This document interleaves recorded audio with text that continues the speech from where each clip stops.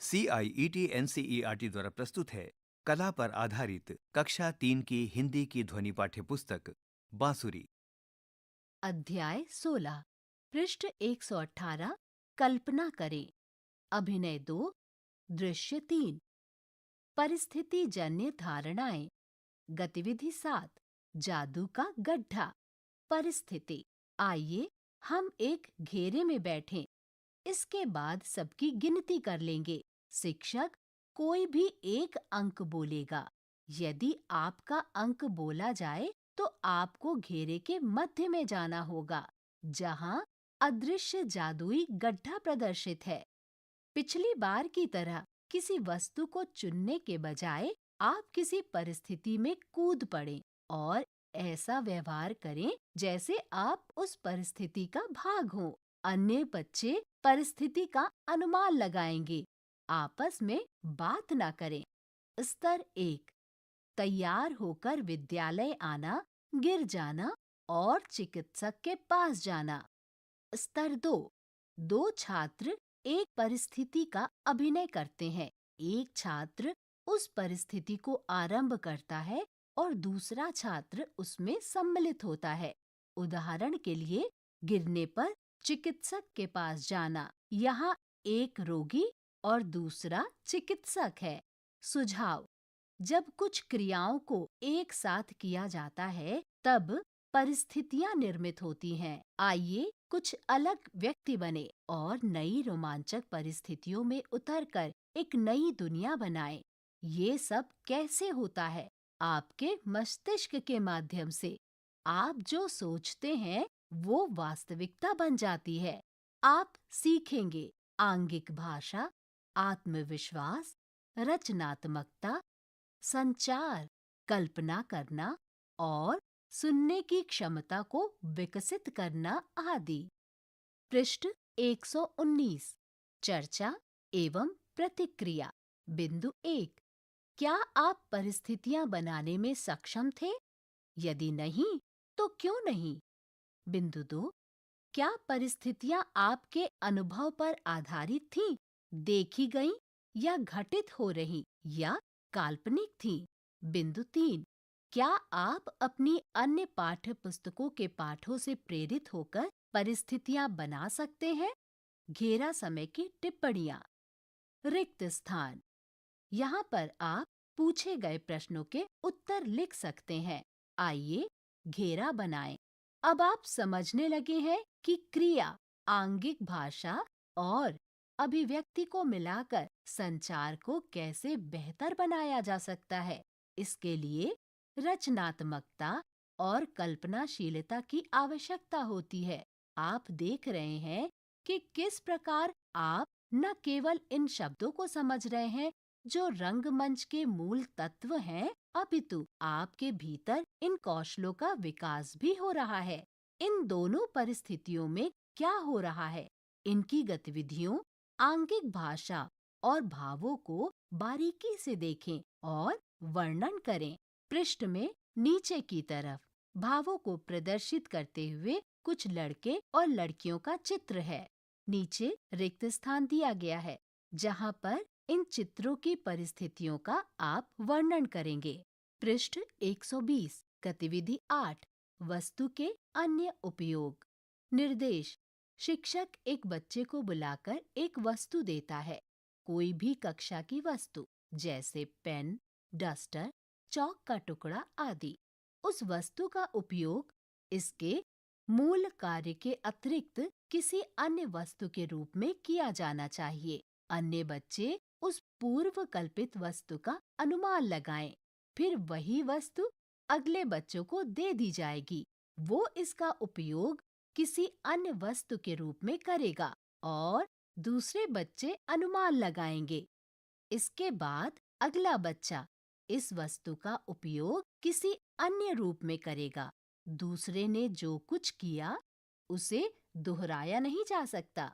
याद रखें, अभिनय की गई वस्तु का आकार मूल वस्तु के आकार के समान होना चाहिए। उदाहरण के लिए, कलम को टूथब्रश या कंघी के रूप में दर्शाया जा सकता है, क्योंकि इनका आकार समान है इसका उपयोग किताब, हेलमेट या जूते आदि के रूप में नहीं किया जा सकता, क्योंकि ये वस्तुएं आकार में बहुत अलग हैं। पृष्ठ के बाईं ओर ऊपर की तरफ बोतल का उपयोग करते हुए लड़की का चित्र है। नीचे रिक्त स्थान है। ये लड़की बोतल का उपयोग इस प्रकार कर रही है। रिक्त स्थान में आपको लिखना है। स्तर 1 पेन, चॉक, डस्टर आदि। स्तर 2 पुस्तक, बैग आदि। कुछ ऐसा जो स्तर 1 में दी गई वस्तुओं से बड़ा हो। पृष्ठ के दाहिनी तरफ ऊपर की ओर पेंसिल का उपयोग करते हुए लड़के का चित्र है। ये लड़का पेंसिल का उपयोग इस प्रकार कर रहा है। रिक्त स्थान। सुझाव: आंगिक भाषा के साथ भावों का उपयोग करने से संचार सुगम होगा। पृष्ठ 121 चर्चा एवं प्रतिक्रिया। बिंदु 1 आपको गतिविधि के किस भाग में सबसे अधिक आनंद आया और क्यों? बिंदु 2 किसी वस्तु के पुनः उपयोग की कल्पना करना सरल था या कठिन? बिंदु 3 आपने कितनी वस्तुओं का सही अनुमान लगाया? बिंदु 4 गतिविधि में आप कोई अन्य चीज जोड़ना चाहेंगे? घेरा समय की टिप्पणियाँ। नीचे दिए गए रिक्त स्थान में आपको इन प्रश्नों के उत्तर लिखने हैं। आइए घेरा बनाएं। पृष्ठ के दाहिनी तरफ नीचे की ओर अभ्यास के लिए एक कॉलम है, जहां पर आपको वस्तु पेंसिल बॉक्स, रुमाल, पानी की बोतल, लैपटॉप, खजाने का बक्सा, दरवाजा खोलना। रुमाल का उपयोग करके आप किन अन्य वस्तुओं का अभिनय कर सकते हैं? वस्तु पानी की बोतल का इस्तेमाल करके आप किन अन्य वस्तुओं का अभिनय कर सकते हैं? रिक्त स्थान में लिखिए। पृष्ठ के दाहिनी तरफ ऊपर की ओर हैंगर से वॉयलिन का अभिनय करते हुए बच्चे का चित्र दिया गया है।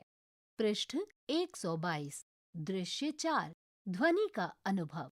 आवश्यकताएं: लोक वाद्य यंत्र, तमटे, ताल वाद्य, घंटियां, रिकॉर्ड किया गया वाद्य संगीत। कोई स्वर या गीत का उपयोग नहीं किया जाएगा। निर्देश: शिक्षक ध्वनि बजाएंगे। आप अपनी आंख बंद कर लें और ध्वनि को पूरे ध्यान से सुने। आप जिन भावनाओं का अनुभव कर रहे हैं उनका अवलोकन करें। आपके ध्यान में क्या क्या चित्र आ रहे हैं? अब अपनी आंखें खोलें और रचनात्मक तरीके से उन्हें व्यक्त करें। आप जो अनुभव करते हैं उसे नृत्य, आंगिक गति और प्रतिक्रिया द्वारा अभिव्यक्त करें। आपस में बात न करें। अब हम अगले स्तर ध्वनि पर पहुंच गए हैं। ध्वनि में विचारों और भावनाओं को सामने लाने का गुण होता है। जब आप पक्षियों के चहचहाने की ध्वनि सुनते हैं तो आपको कैसा अनुभव होता है? आप नदी के बहने या समुद्र की लहरों की ध्वनि के बारे में क्या अनुभव करते हैं?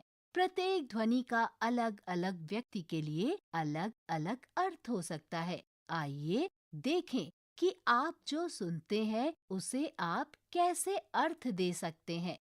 प्रत्येक संगीत अंश आपको क्या संकेत दे रहा है? गतिविधि 9 ध्वनि के अन्य उपयोग। स्तर 1 स्थानीय ढोलों की लय, मुंह से बजने वाली सीटी की धुन आदि अलग अलग मनोदशाओं और भावनाओं को प्रस्तुत करने के लिए सितार, बांसुरी, वायलिन आदि द्वारा रिकॉर्ड किए गए संगीत का प्रयोग किया जा सकता है। स्तर 2 पहली गतिविधि व्यक्तिगत है, परंतु यहाँ प्रतिक्रियाएं समूह में दर्शानी है। आप जो ध्वनियाँ सुनते हैं उस मनोदशा के लिए एक सरल दृश्य बनाते हैं।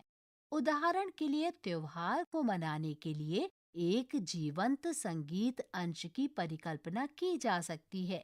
ढोल की गहरी ध्वनि को रहस्यात्मक दृश्य के रूप में दर्शाया जा सकता है। पृष्ठ में दाहिनी तरफ ऊपर की ओर विदूषक का चित्र है। पृष्ठ में दाहिनी तरफ नीचे की ओर संगीत सुनने का अभिनय करते हुए लड़के का चित्र है। पृष्ठ 123 चर्चा एवं प्रतिक्रिया। बिंदु 1, क्या ध्वनियाँ आपको सहज अभिनय के लिए प्रेरित करती हैं? बिंदु 2, आप ध्वनि के अनुसार अभिनय करने को सरल मानते हैं या कठिन? बिंदु 3, क्या आप कक्षा की किसी वस्तु के माध्यम से कोई ध्वनि उत्पन्न कर सकते हैं? बिंदु 4, आपने स्वयं के बारे में कौन सी नई बात सीखी? इन सभी प्रश्नों का उत्तर आपको नीचे दिए गए रिक्त स्थान पर लिखना है। अब तक आपने इन ध्वनियों को कई बार सुना होगा, परंतु आप इसके भीतर छिपे अर्थ को नहीं जान पाए होंगे। हमने अभी जो कुछ किया उसे ही ध्यान से सुनना कहते हैं। ये साधारण सुनने से अलग है। जब आप ध्वनि या बोले गए शब्द को समझते, ग्रहण करते और साथ ही साथ उस पर सही प्रतिक्रिया देते हैं, तो इसे ध्यान से सुनना कहते हैं। आप प्रतिदिन कक्षा में कई प्रकार की ध्वनियाँ सुनते हैं, लेकिन जब शिक्षक कुछ बोलते हैं, तब आप ध्यान से सुनते हैं। क्या ये देखना अद्भुत नहीं है कि हम बिना बोले या भाषा के उपयोग किए संचार से जुड़ी गतिविधियां कर रहे हैं? सामान्यतया हम बोलने को ही संचार समझ लेते हैं। यहाँ तक कि हम कहानियां सुनाने में भी दृश्य निर्मित करने के लिए चेहरा, शरीर, ध्वनि का उपयोग करते हैं। क्या हमें भाषा की आवश्यकता पड़ती है? इसके बारे में सोचिए। पर अभी हम भाषा का उपयोग करना प्रारंभ करते हैं। इस पृष्ठ के दाहिनी तरफ ऊपर की ओर विदूषक का चित्र है। इस पृष्ठ के मध्य में कुछ सुनते हुए एक लड़की का चित्र है। पृष्ठ के नीचे की तरफ एक विदूषक का चित्र है। ये अध्याय यहीं संपन्न होता है। अभी आप सुन रहे थे कक्षा 3 की ध्वनि पाठ्य पुस्तक बांसुरी। वाचन स्वर प्रीति मिश्रा। ध्वन्यांकन वीरेंद्र रावत। निर्माण सहयोग मोहम्मद शमीम खान। निर्देशन तथा निर्माण विमलेश चौधरी तथा प्रस्तुति CIET NCERT नई दिल्ली, भारत।